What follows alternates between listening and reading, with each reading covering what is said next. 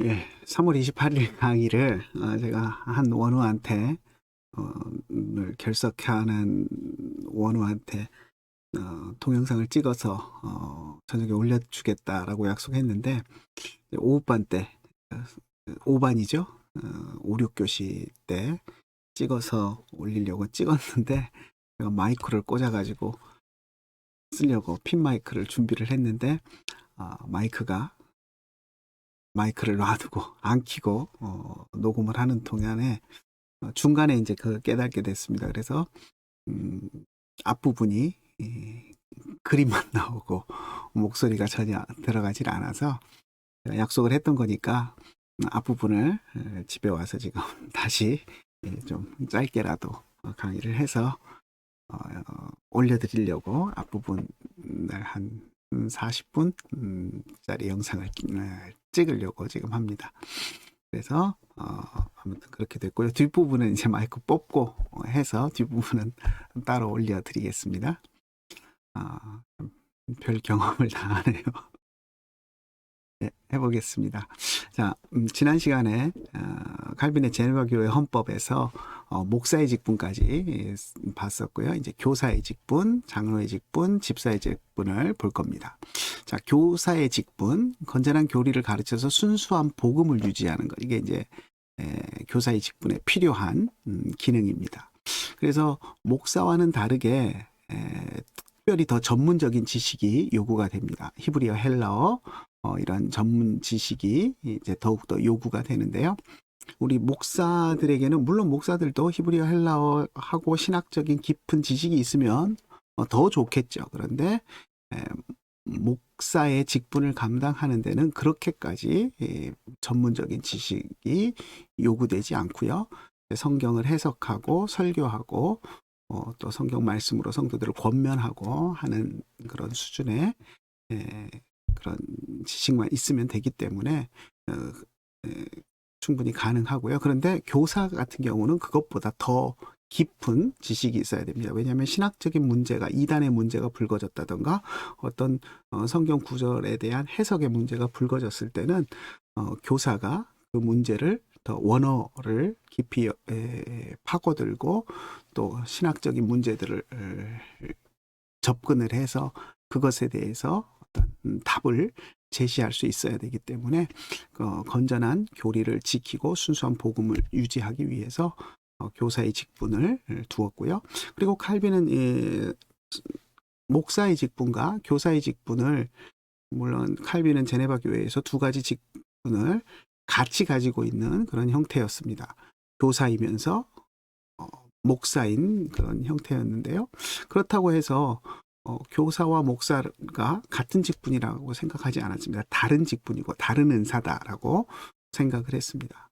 물론 같은 두 은사를 함께 받은 사람도 있지만 칼빈처럼 그렇지 않고 목사의 직분만 받은 사람도 있고 또 목사보다 더 전문적인 지식을 가지고 있지만 그런 교사의 직분만 가지고 있고 목사의 직분에는 또 적합하지 않은 사람도 있다라고 생각을 했습니다. 그래서 이제 그 부분 직분을 분명히 구분을 했고요.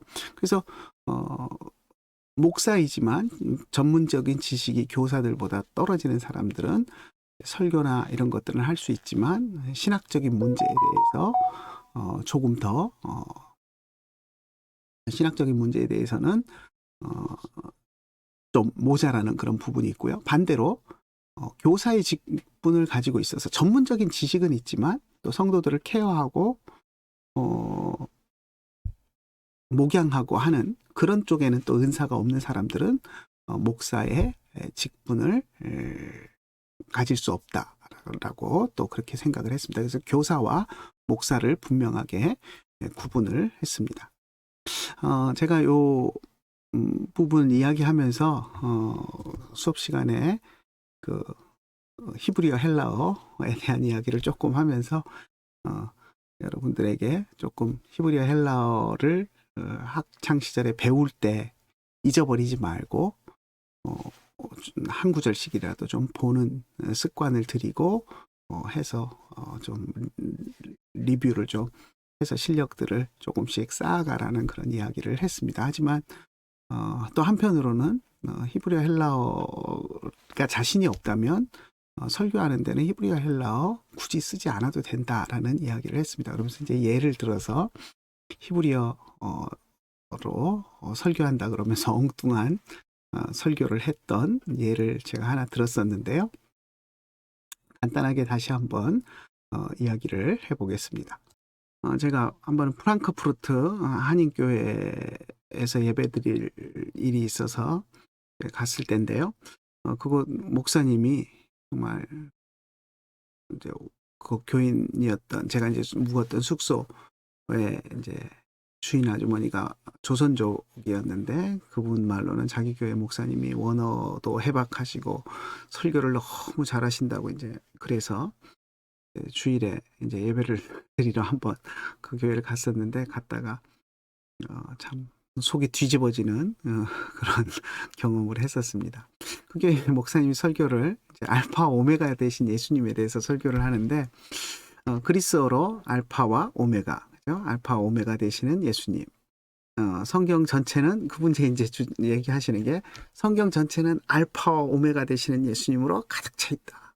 신약 성경뿐만 아니라 구약 성경에도 알파 오메가 되시는 예수님으로 가득 차 있다라고 설교의 내용은 핵심 내용은 그거예요. 맞는 말이죠, 그것은. 근데 그것을 어떻게 설명을 하냐면 히브리어를 가지고 설명을 하는데 알파 오메가, 그리스어로 알파 오메가인데 헬라어로는 히브리어로는 알렙과 타우입니다. 그죠? 첩자 알렙, 마지막 자 타우. 근데 이 단어는 어떤 단어냐면 목적어 앞에 쓰이는 단어입니다. 그래서 무엇무엇을에 해당하는 무엇무엇을에 해당하는 단어인데요. 그래서 목적어 앞에 붙어서 그것을 목적어라는 것을 분명하게 해주는 단어입니다. 그런데 그러니까 얼마나 성경에 많이 나오겠어요. 수없이 나오겠죠. 목적어마다 그냥 붙어 나오니까. 그러니까 모든 목적어에 다 붙지는 않습니다. 한 7, 80%. 물론 생략되는 것도 있으니까. 그래서 7, 80% 목적어에 붙어 나오는데 그러니까 무지 많이 나오죠. 그러니까 이분이 구약 성경의 알파와 오메가 되시는 예수님의 상징인 애시 온 히브리어 성경에 수천 번 나오면서 알파 오메가 되신 예수님이 온통 성경에 깔려 있다. 이렇게 설교를 하시는 거예요. 근데 그 이야기를 들으면서 제가 속이 뒤집어지는 줄 알았습니다. 이거는 알파 오메가가 아니라 이것은 그냥 목적어를 나타내는 애실 뿐이니까요. 그분이 이제 이야기하기를 이게 이제 히브리 창세기 1장 1절인데요. 베레시트 바라 엘로힘, 여러분 다 아시죠? 베레시트 태초에 바라 엘로힘, 하나님이 창조하셨다. 뭘 창조했냐면 애시 붙죠. 여기 또 애시 붙죠. 그래서 애시 두 개 붙는데 하샤마임, 하늘이죠. 하아레츠, 땅이죠. 그래서 엣 하샤마임, 하늘을, 그리고 베 엣 하아레츠, 땅을 창조하셨다. 그러니까 땅을, 하늘을 할 때 엣이 붙는데 이분 주장은 뭐냐면 예수님이 천지를 창조하실 때도 그곳에 계셨다. 물론 예수님 그곳에 계셨죠. 예수님을 통해서 온 우주 만물이 만들어졌으니까 예수님이 그곳에 계신 건 맞는데 이걸 히브리어 성경을 가지고 천지 창조 구절 안에 알파와 오메가 되시는 알렙과 타우인 엣이 들어가기 때문에 예수님이 거기 창조 순간에 거기 계셨다 이렇게 주장을 하는 거예요. 그래서 제가 그 얘기를 들으면서 속이 뒤집어지는 줄 알았습니다. 그리고 또 이제 그 다음에 나오는 게 이 두 번째, 세 번째 줄은 창세기 9장 13절인가요? 노아 홍수 때 하나님이 무지개를 노아에게 보여주시는 장면인데요. 여기도 보면 요 카세트가 활, 그러니까 무지개 모양으로 이렇게 꺾여 있는 활을 의미하고 여기서는 이제 무지개로 사용이 됐습니다. 내가 하늘에 활을 놓겠다. 하나님이 이제 그렇게 말씀하셨는데 그게 무지개를 의미하는 건데요. 여기 이제 이가 붙어서 캐시티 내 활을 이라고 해서 내 활을 하늘에 둔다. 내 무지개 언약을 하나님이 하늘에 두시겠다라고 이야기하는데 활 앞에도 무지개 앞에 엣이 붙습니다. 그래서 엣 캐시티, 그래서 카시티에서 이제 엣이 붙는데 그 목사님 말은 하나님이 무지개 언약을 주실 때도 거기에 예수님이 계셨다는 거예요. 알렙과 타우가 되시는, 알파 오메가 되시는 예수님. 그래서 물론 거기에 예수님이 계셨겠죠. 당연히 하나님이 언약을 세우시는데 예수님은 딴 데 가 계시진 않았겠죠. 근데 그걸 이 S로 설명을 하는 게 너무 황당하고 제 속을 막 부글부글 끓게 했는데, 그렇다고 거기다 대고 목사님 그건 아닙니다 손 들고 이야기할 수도 없고, 또 우리 민박집 주인 아주머니한테 목사님 설교를 잘못하시는데 할 수도 없고, 그래서 참 제 속만 앓다가 왔던 그런 기억이 있습니다. 그래서 이제 이 이야기를 제가 했던 것은, 차라리 이렇게 하려면 히브리어 모르고 한국말만 가지고 설교하는 게 차라리 낫다. 제가 수업 시간에 그 말씀을 드렸었고요. 교사는 전문 지식이, 히브리어 헬라어를 하는 전문 지식이 있어야 하고, 하지만 목회자는 굳이 히브리어 헬라어를 가지고 설교 안 해도 괜찮다. 한국말만 가지고도 충분히 설교할 수 있다라는 그런 이야기를 했습니다. 그렇다고 여러분들 보고 히브리어 헬라어 담 쌓고 살라는 이야기는 결코 아니고요.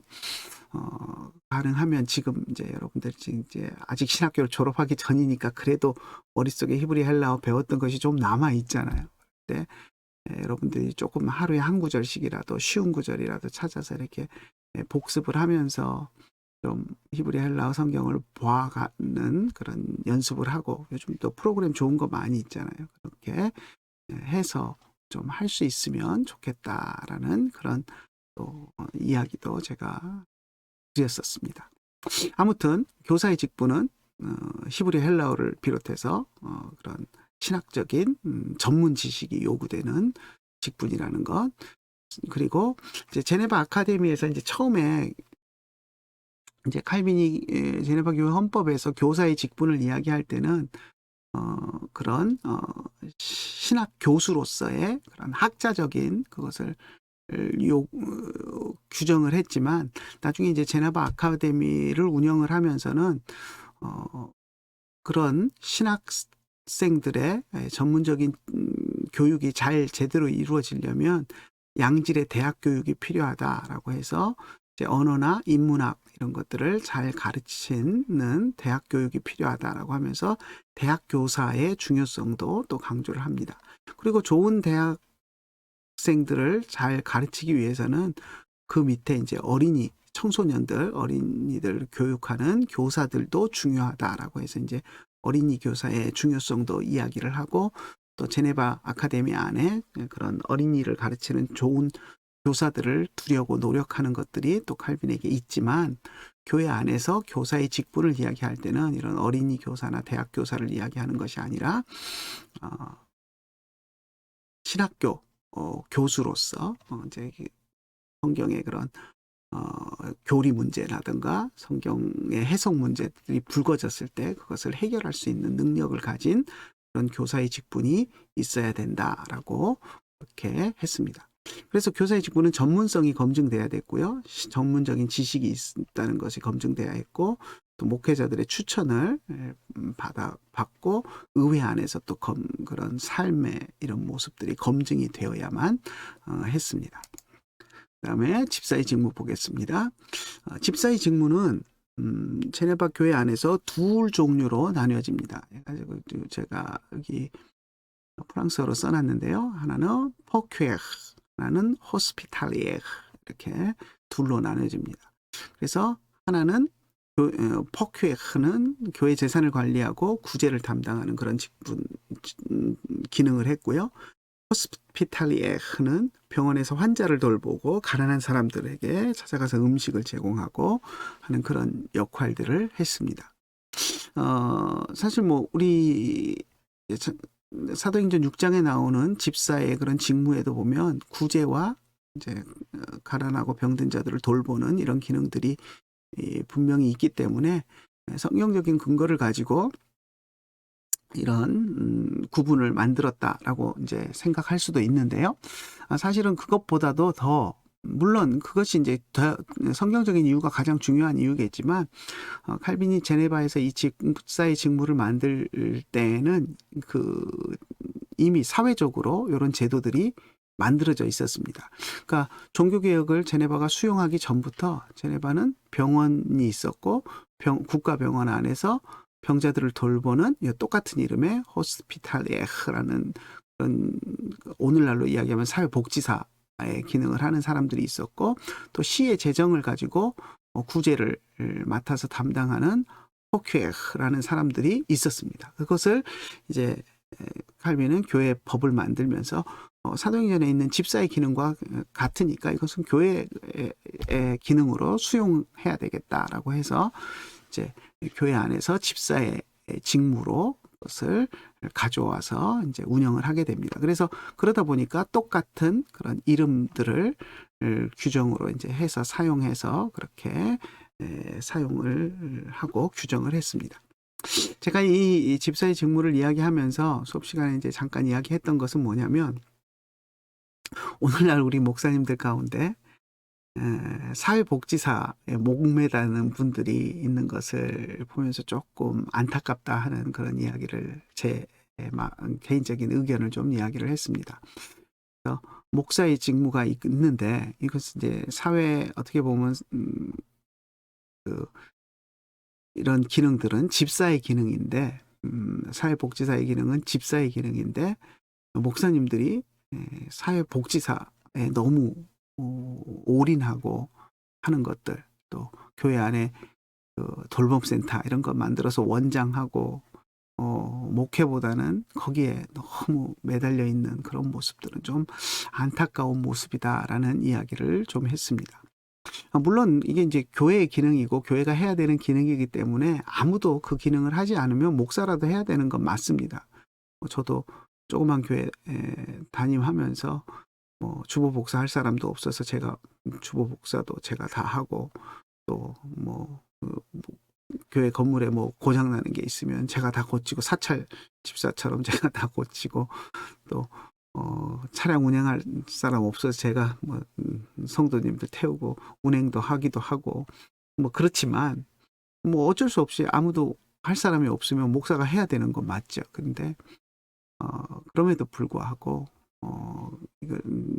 이런 사회복지사의 기능은 교회 안에서 집사의 기능으로 구분되어 있는데 아무도 할 사람이 없으면 목사라도 해야 되는 건 어쩔 수 없는 것이지만 그런데 목사의 기능을 완전히 제쳐놓고 목사의 직무는 외면한 채 너무 복지사에 올인하는 모습들은 조금 보기 좋지 않다. 좀 다른 대안들을 좀 찾아봤으면 좋겠다 하는 그런 이야기들을 제 개인적인 마음들을 좀 이야기를 했습니다. 혹시 여러분들 가운데도 이런 것들을 생각하시는 분들이 있을지 모르겠는데 그것이 잘못됐다라는 이야기는 아닙니다. 사회복지사 자격증도 딸 수 있고 그런 일들을 얼마든지 할 수 있습니다. 그런데 거기에 너무 올인한 나머지 목사의 직무를 잊어버리는 그런 오류를 범하지 않았으면 하는 그런 조심스러운 마음이 있어서 그런 이야기들을 조금 했었습니다. 자, 넘어갈게요. 제네바 교회 법령의 영향. 제네바 교회 헌법이 이렇게 이제 만들어지고 했는데 그것이 이제 16세기, 17세기 유럽의 많은 교회들에서 이제 수용이 됩니다. 프랑스 개혁교회가 이제 대표적인 예고요. 북유럽의 스웨덴이나 이런 곳들의 교회들, 네덜란드 개혁교회, 또 스코틀랜드 장로교회 이런 교회들에서 이렇게 이제 수용을 하게 됩니다. 그래서 조금씩 이제 그 적용하는 것들을 조금씩 변형을 주기는 했지만 예를 들면 어느 이제 개혁교회에서는 칼빈이 만들었던 그 사중직, 목사, 장로, 교사, 집사 중에서 교사는 빼고 3개만 그 항존직으로 이제 수용한 교회도 있고 또 4개를 다 수용한 교회도 있고 조금씩 다르기는 하지만 그래도 칼빈의 제네바 교회의 헌법에 영향을 많이 받았다라는 것을 우리가 기억을 했으면 좋겠습니다. 오늘날 우리 한국 장로교회도 우리 합동측 헌법도 칼빈의 사중직 중에 교사의 직분은 항존직으로 이야기하지 않고 있습니다. 빠져 있는데 그런 특성이 우리 교단 헌법에도 있다는 것 생각했으면 좋겠고요. 그리고 오늘날 대다수의 장로교회 개혁교회 전통 안에서 칼빈의 제네바 교회 헌법이 수용이 되었습니다. 우리가 이제 장로교회 개혁교회라는 이름을 쓰는데 결국 같은 교회입니다. 그러니까 신학적으로도 칼빈주의 신학을 따르고 있고요. 교회 정치 시스템은 장로교 시스템을 따르고 있습니다. 칼빈의 제네바 교회 헌법에서 이야기하는 그런 시스템들을 취하고 있는데요. 이제 영국이나 스코틀랜드 전통에 기반한 그런 교회들은 장로교회라는 이름을 쓰고요. 유럽 교회들의 전통에 기반한 교회들은 개혁교회라는 이름을 씁니다. 재미있는 것은 미국의 칼빈 신학교가 있는 그 교단이 영어 공식 명칭이 크리스찬 리폼드 처치입니다. 그런데 이제 그 교단에 소속되어 있는 한인 목사님들이 이것을 이제 번역하는 과정에서 개혁 장로교단이라고 번역을 했어요. 장로교라는 프레스바이테리안이란 말이 이름에 안 들어가는데 이제 그렇게 번역을 했는데 어떻게 보면 한인들의 특성을 알고 이제 그렇게 번역을 한 겁니다. 결국 뭐 이름은 달라도 같은 것인데 한국 사람들은 이제 장로교 기반에 익숙해서 장로교에서 생활하다가 이민을 온 사람들은 장로교회가 아니라 그러면 이단인 줄 알거든요. 그러니까 개혁교회 그러면 저 이상한 데 아니야, 이단 아니야 이렇게 생각을 하니까 결국 신학도 같고 교회 정치 시스템도 같은데 이름이 다르다는 이유로 혼란을 줄 필요가 없잖아요. 그래서 개혁 장로교회 그래가지고 우리가 장로교회다라는 것을 어필을 하기 위해서 이제 궁여지책으로 그렇게 번역을 한 것 같습니다. 제가 이제 총각 때 우리 집사람 처음 만날 때 우리 집사람은 이제 고신에서 신앙생활 한 사람인데 고신 아니면 다 이단인 줄 알았다 그러더라고요. 그래서 그런 우스갯소리도 이제 제가 했는데 아무튼 장로교회가 아니면 이단인 줄 아는 그런 사람들을 위해서 개혁교회를 번역할 때 개혁 장로교회라고 번역하는 그런 해프닝도 있다라는 이야기를 제가 소개를 했습니다. 자, 그 다음에 이제 제1칠의서 스코틀랜드 장로교회 제1칠의서를 봅시다. 스코틀랜드 교회는 사실 우리 한국 장로교 헌법에 직접적인 영향을 끼치지는 않았어요. 그렇지만 이제 제네바 교회 헌법에 영향을 받은 대표적인 그런 장로교 정치 시스템이고 결국 나중에 우리가 정말 소중하게 여기는 그 웨스트민스터 헌법에 또 스코틀랜드 장로교에 속한 목사님들이 또 영향을 줬기 때문에 우리가 이제 그런 것들을 염두에 두고 좀 중요하게 볼 필요가 있습니다. 자, 이제 스코틀랜드 장로교회 헌법은 이제 존 낙스 개혁자, 스코틀랜드의 개혁자 존 낙스에 의해서 이제 만들어지는데요. 낙스의 삶을 보면 좀 어떻게 보면 좀 파란만장합니다. 낙스의 스승이었던 위샤프트가 이제 스코틀랜드에서 이제 순교를 당하게 되고요. 그 사건 때문에 이제 많은 개혁자들이 이제 항의 농성을 하는데 그때 존 낙스가 주도적인 그런 역할을 했고요. 그런 농성을 이제 진압하기 위해서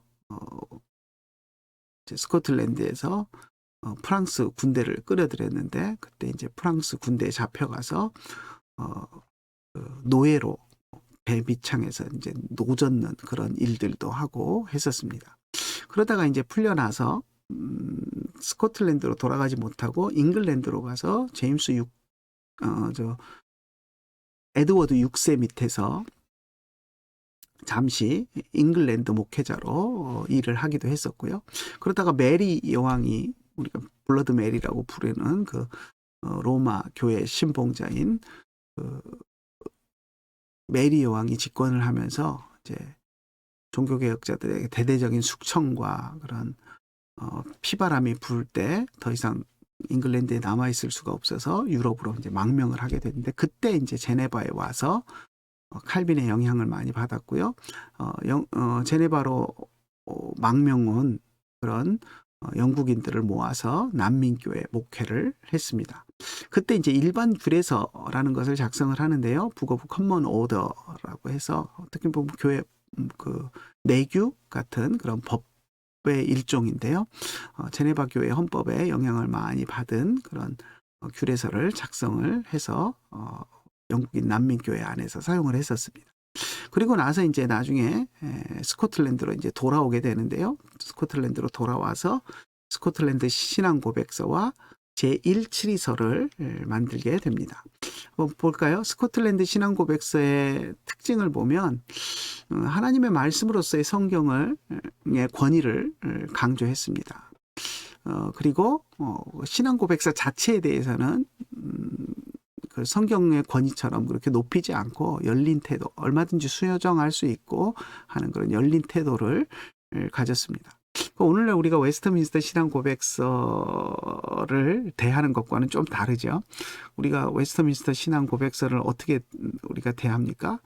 물론 우리가 성경처럼 그렇게 절대시하지는 않지만 그래도 성경을 잘 요약한 것으로 우리가 믿고 웨스트민스터 신앙 고백서에 어긋나면 큰일 나는 것으로 우리는 그렇게 이제 신앙 강조하고 신앙생활을 하지 않습니까? 그런데 이제 그렇게까지 하지 않았다는 거죠. 스코틀랜드 신앙 고백서를 만들어 놓고 그렇게 절대시를 하지 않았다라고 이제 생각하면 되겠습니다.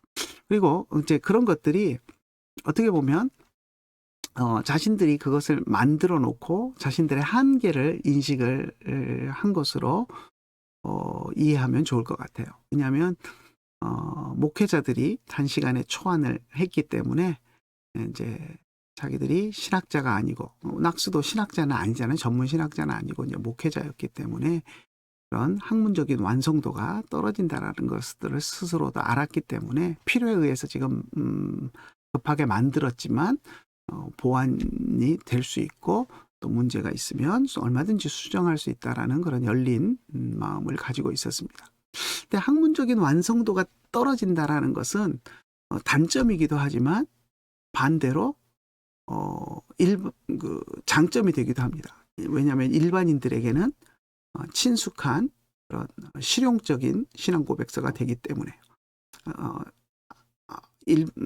학자들이 만들었다라고 한다면 학자들의 언어로 만들어져서 일반인들은 읽고 이해하기 어려운 그런 측면들이 있었을 텐데 오히려 목회자들이 만들면서 학문적인 완성도는 떨어지지만 오히려 일반 성도들에게 친숙하게 다가올 수 있는 그런 신앙 고백서의 특징을 갖게 되었습니다. 자, 여기까지가 그 앞에 음성이 기록이 안 된 내용이고 여기부터 그 다음부터는 이제 수업 시간에 찍은 내용의 음성이 나오기 때문에 여기서 제가 멈추겠습니다. 이걸 찍는 과정에서도 중간에 녹화 버튼을 안 누르고 한참을 떠들다가 또 깨닫고 다시는 돌아가서 녹화 버튼 다시 누르고 녹화를 하고 하는 또 해프닝도 있었는데요. 아무튼 오늘 제가 여러 가지로 참 많은 쇼를 합니다. 그러니까 여러분들 이해해 주시고요. 그래도 한 사람이라도 제 강의를 듣고 싶어하는 사람, 어쩔 수 없이 유고결석을 하면서 또 듣고 싶다고 하시는 분이 있어서 제가 할 수 있는 최선을 다해서 또 녹화를 시도하다가 실패해서 또 앞에 부분은 집에 와서 이렇게 녹화를 했습니다. 아무튼 여러분들에게 조금이라도 도움이 되셨으면 좋겠습니다. 네, 다음 주에 뵙겠습니다. 건강한 모습으로 뵙겠습니다. 그리고 이 뒤에 수업 시간에 녹화한 것도 마저 보십시오. 네, 여기서 제가 이제 녹화를 마치겠습니다.